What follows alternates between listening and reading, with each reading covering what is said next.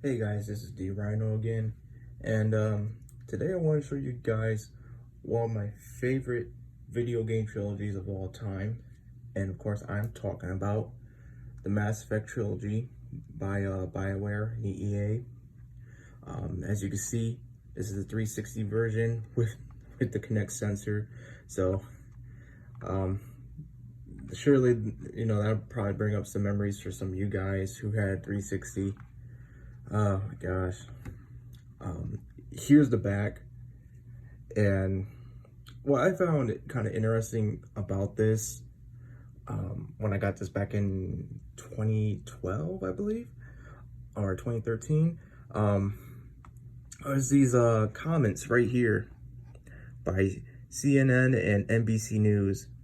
Now you would think that there would be like gaming sites that would make, would quote, would like talk about this, but no, the actual news sites and channels would talk about this. So I found this kind of interesting when I took a trip down the memory lane.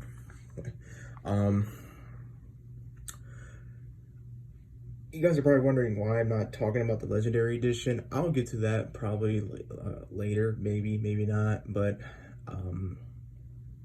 I have no interest in obtaining a physical copy of the Legendary Edition because I really saw no improvements with it other than probably some gameplay. But I mean, it's not even, like I said, it's not really even big of an improvement. But this is a Mass Effect, and what can I say about it? Well, I didn't get into the games until the third game came out, and I remember playing the demo. Well, I remember before I played the demo, I remember telling myself like, man, this looks pretty stupid. Like, I saw no like value in these games, and it wasn't until I played the demo that I was so moved by the demo of the third game that I was like, I have to play this. I have to play this because this is it's just that demo alone, just like, I didn't know that there was like actual choices I could make, and I can make my own character, and that's what really drew me in, was the immersiveness, especially for the Kinect part. I think that you can use the Kinect for the demo, but that's what drew me in even more into Mass Effect. And I was like, man, I gotta play these games. So before I move on to the next point, I remember back when the Video Game Awards were hosted by Samuel L. Jackson back in 2010, where they were showing off Mass Effect 2, or was it 2009? 2009, 2010, somewhere around there, that they were showing off Mass Effect 2, and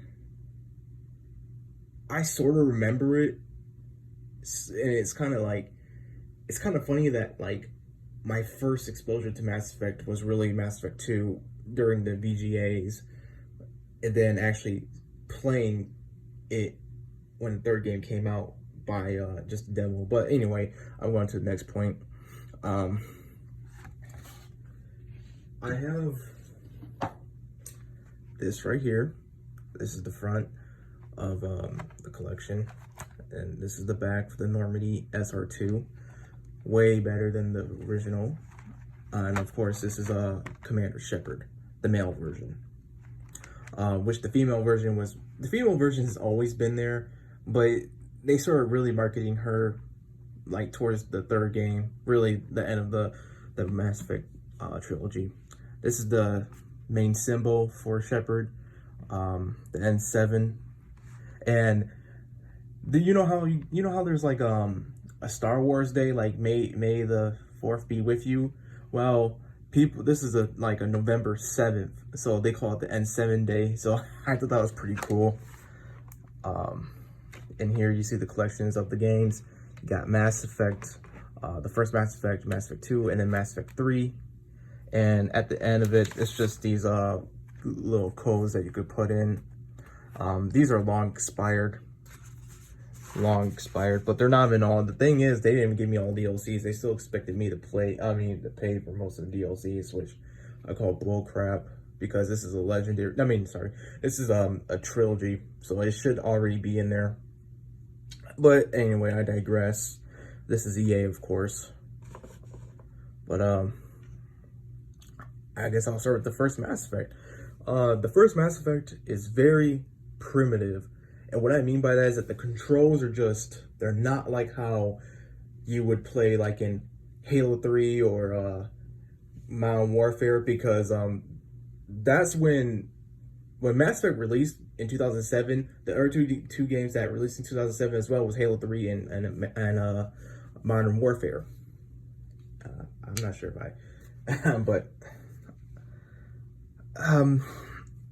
it focused more on the RPG elements and how you upgrade your characters, your squad mates and your character, and what gear to give them, what to upgrade for their weapons, what weapons to get, and the choices that you will make. So there's this system where it's called the Paragon and Renegade.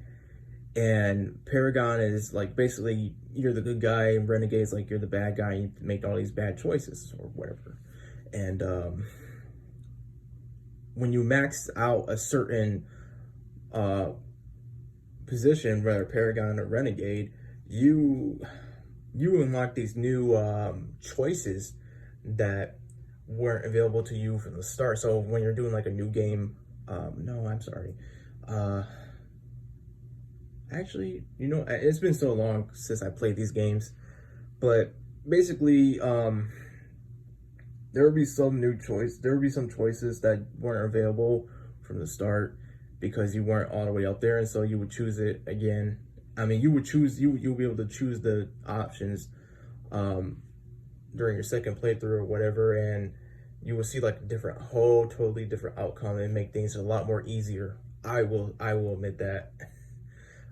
Especially towards the end when it comes to the main villain. Of course, that's where the infamous Mako came from the Mass Effect, where the controls were just, honestly, I got used to it, so I'm not like, oh, I hate it.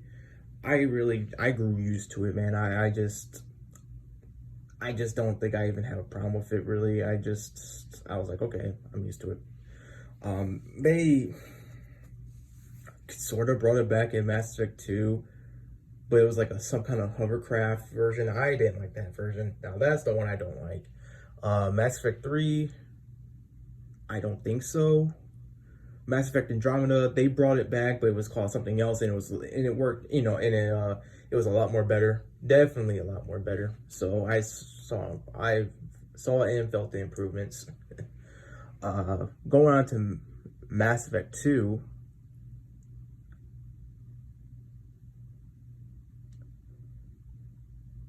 Wow. I'm sorry. I just have so many memories of playing that game, because I know it. I know it so well because I played it like probably more than 10 times. I love this game. Of all the Mass Effect games, this is the game where you're going on a suicide mission against these enemy types called the Collectors, and you're wondering why they're targeting human colonies. And oh my god, it's such a great vastness of characters. You get some old ones from the first game. You get mostly a totally new crew within the sequel. Their dialogues, their missions, they're like their actual personal missions, because each squad mate has like their own personal mission. Some of them, I will say most of them are good, but there's the very few that are like just not even interesting. And I guess it's just because of I don't know, there's like time constraints, or they need to limit a lot of things out because, working with 360, I'm not sure. But some things just, it could have been improved upon. Uh, but hey, I'm not knocking it really. This either way it came out as a masterpiece. This will always be my favorite Mass Effect game. Uh, the DLC for it, and I kind of forgot about the DLC for the first game. The DLC really, there's two DLCs in the first game, but there's only one DLC that actually expands upon the story. The other one is like some like horde mode where you just go wave after wave. It's called Pinnacle Station. It's nothing really interesting. This, however, has like the Overlord DLC, the Kasumi DLC, I can't remember the other guy's name, but he's like some mercenary, and he's like an additional squad mate along with Kasumi, and of course the Shadow Broker. Those are great deals. This has probably the most like awesome DLCs ever that expand upon a story and actually do contribute to what's coming next within Mass Effect 3.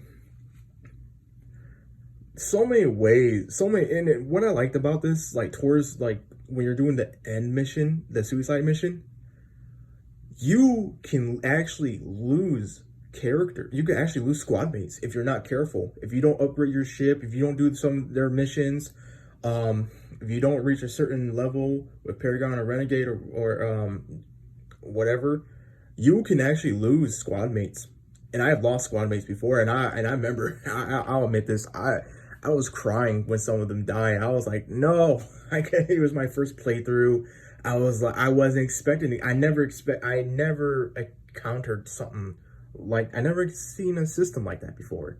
And it was my first time, and I had to learn the hard way. The music of Mass Effect 2, oh my God, I love it. It gives me goosebumps every time when I explore certain parts of the missions or worlds. And I'll say, I mean, I'm just hearing the suicide mission theme in the back of my head right now, because that's how awesome the song, that's how awesome the soundtrack within Mass Effect 2 is. Mass Effect 3. So basically, it's like the conclusion of the Shepard story, which started from 2007, went to 2010, and now ends in 2012, because that's when the game released. And I wasn't there towards the beginning of it. I was like sort of there with a demo, but I think I had to wait like a few months or almost a year to get in this trilogy collection. And man, it was so controversial when I was looking back into some stuff. Apparently people were able to leak the ending, so BioWare had to like change up the ending, and that's what gave us the infamous endings, like the color code endings. So yeah, they shouldn't have done that. That really created controversy. Then there was I think it was so rushed out, because you're going from a game that started in 2007, then it took a few years until the sequel came out, then it took literally 2 years until the next one came out. So yeah, it was definitely being rushed. So they had to release a free DLC, and thank goodness it was free, where it was called the Extended Cut DLC. Basically, additional scenes within the game, and expanded upon the ending as well, because the ending was not well received. The other DLCs, they were for the multiplayer stuff. I got oh yeah, get this, the multiplayer wasn't even for free. You had to pay for the multiplayer, along with the certain packs as well. Luckily, I got that for free because of, Trilogy collection. But I really loved the multiplayer within Mass Effect 3. I played it religiously. And yeah, the multiplayer, the one thing that I did not like about the multiplayer was that it linked to your galactic readiness within the story mode. So, your galactic readiness is basically what you did throughout the entire games, and it would add up before you can fight this crisis that's coming towards the universe. And So how they kind of messed this I'm sorry, how they messed this one up is that, okay, we're going to implement the online feature to make sure that once you play online and you get certain sectors of the universe up to 100%, then it'll make your galactic readiness go up even more. Which on paper it sounds nice, but in reality it doesn't, because first of all you got to factor in that the online the online feature will not be like always online. So that's already handicapping the players already, and I think they really shouldn't have done that. I think they should have patched that out. They never patched it out. This game, I'm not gonna say it was terrible. I really enjoyed this game, but I will admit that the third game has a lot of flaws, and they did try to fix it, but there was still so much to fix. At least it was playable, I guess. The DLC, like Leviathan, and the Citadel. Oh my God, the Citadel. The Citadel. Let me not get into that. Leviathan, great DLC. It adds additional information about what's really going on and adds to your galactic readiness. And then with the Citadel DLC, it's the classic fan service. Just does everything right. And it was a proper way to end Mass Effect 3, in all honesty. Oh my God, I would just, everything that you can do within the Citadel DLC, it's freaking crazy, man. You guys, if you guys were to like play the original, not get the Legendary Edition, but just play the original, you will come to love probably the Citadel DLC, because that DLC was just the cream of the crop, man. It was just the cherry on top. But I guess I don't know what to add really additionally for like this trilogy. It's nice. I mean, I had fun playing these games. I played these games more than once, obviously. I guess I'll go on to the Legendary Edition, but the reason why I'm not gonna buy a Legendary Edition unless it's like free on Game Pass, because you know the EA Origin stuff is with Game Pass as well. I won't be playing it because they censored some stuff within the Mass Effect games. I don't know what they completely censored. I just know they talked about censoring certain camera angles because it was objectifying women, objectifying female characters. And I just said, that's bullcrap. You're censoring art that was intentionally put in there for a reason. And it's just a straw man argument, really, because it's like, oh, you know, it can't be, we want to bring in a more female player base, but we don't want to get rid of this, these certain scenes or angles that objectify the female characters. Well, okay, think of this then. There are some women who do like other women. So you guys are like, you see the conflict, right? You guys are hypocrites for that. And second of all, you're gonna objectify the men, the male characters, I mean. So that's what I mean. It's like they're not even added equally. I saw it coming a mile away, unfortunately. So until they patch that out or give people the option to like either have stuff censored or not, I don't think I'll be buying that game. I'm sorry, that collection. The graphics, they don't look stunning at all.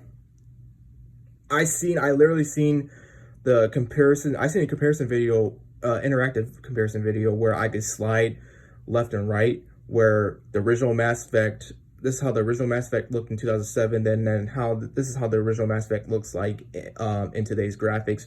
I really saw no changes. There were some, but it's crazy that the 2007 version looked better than the actual current year version. And I'm just like, how like,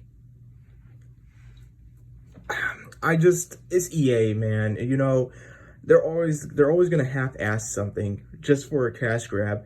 I was even reading the reviews, and people were already encountering huge bugs within the main menu. So that means they couldn't even really start up the game.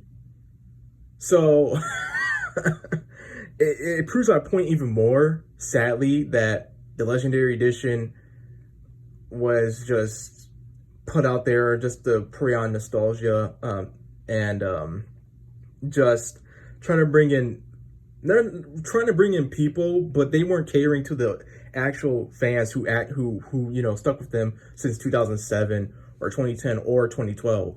I don't know where, and this isn't new this isn't the old BioWare.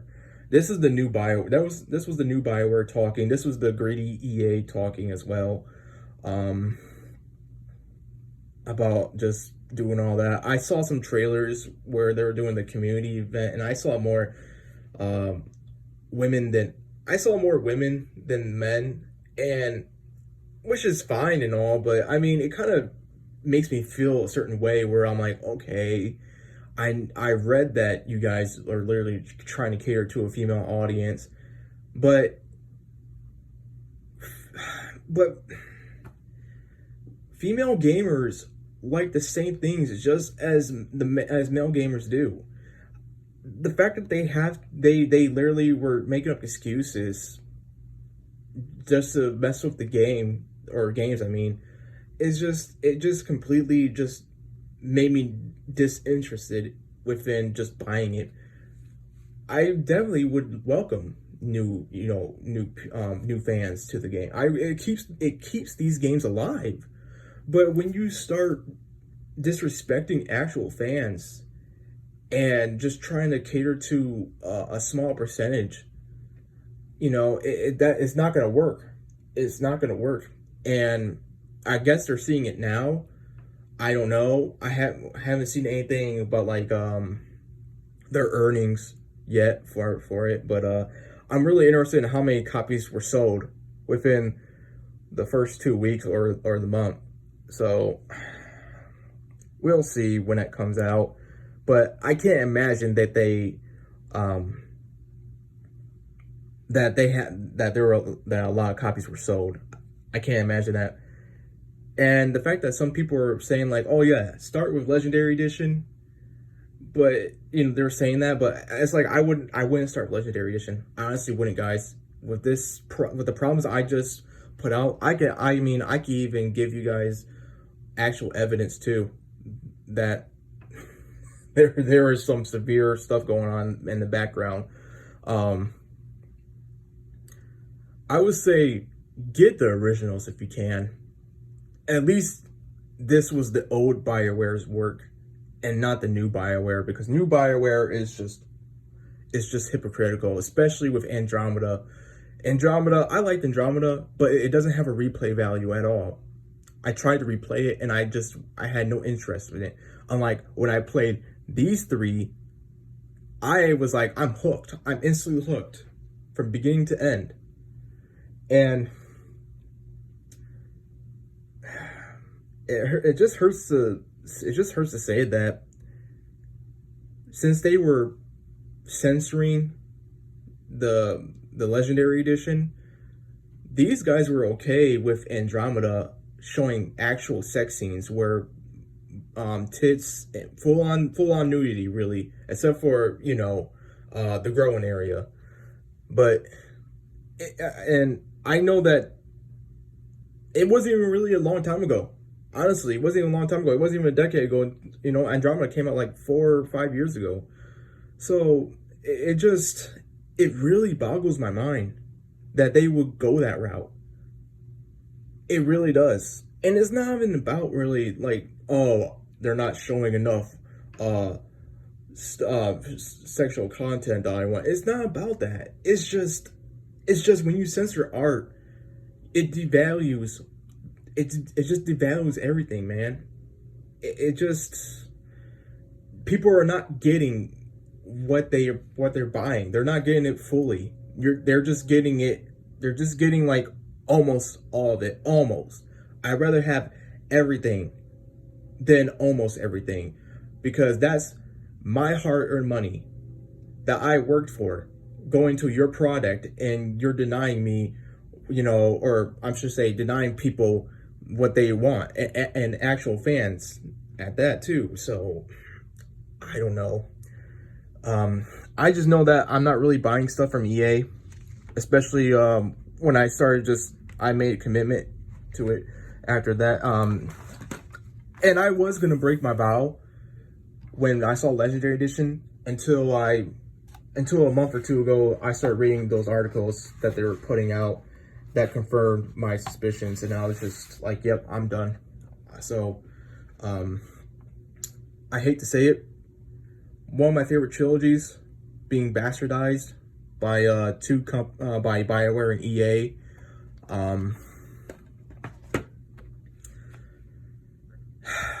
And just, I don't care for this new installment that's coming. I do not care about this new Mass Effect that's going to be coming out, because I think it's going to be a continuation after Mass Effect 3 and not Andromeda, which sucks even more. I would love to see Andromeda, well, the Andromeda trilogy. There would be an Andromeda trilogy, because even though Andromeda was a rocky start for like a new beginning, the sequel could have done better. I mean, look at Mass Effect, man. That's what literally happened in Mass Effect. Mass Effect, when it was released in 2007, it had a rocky start. But when Mass Effect 2 came out in 2010, it was just like, oh yeah, we're at the top now. We got everybody's attention. So it really bothers me with what BioWare and EA are just thinking, because they're not even really thinking. But yeah, guys, this is my review of a game, well, a trilogy I love being bastardized by incompetent people, and I'll see you next time.